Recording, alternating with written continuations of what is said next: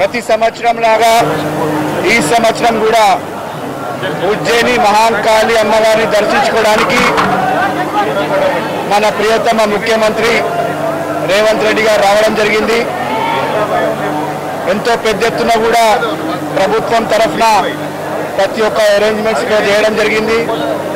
మనందరికీ తెలుసు, తెలంగాణ రాష్ట్రంలో బోనాల పండుగ అంటే ఎంత పెద్ద ఎత్తున కూడా బస్తీలలో కావచ్చు, హైదరాబాద్ నగరంలో కావచ్చు, అన్ని చోట్లలో జరుపుకునే పండుగ, ఇష్టంతో జరుపుకునే పండుగ మన బోనాల పండుగ. మరి సికింద్రాబాద్ ఉజ్జయిని మహాకాళి టెంపుల్ అంటే చాలా ఫేమస్ టెంపుల్ మొత్తం భారతదేశంలోనే.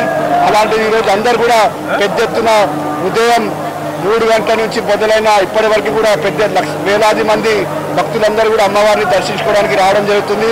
ఇప్పటి వరకే కొద్దిసేపటి కింద మన ప్రియతమ ముఖ్యమంత్రి గారు దర్శనం చేసుకున్నారు.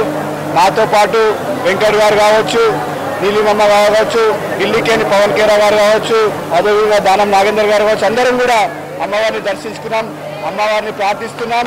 ప్రతి ఒక్కరు కూడా హైదరాబాద్ నగరంలో కావచ్చు, రాష్ట్ర వ్యాప్తంగా ప్రతి ఒక్కరికి కూడా మేలు జరగాలని కూడా అమ్మవారిని కోరుకుంటున్నాం.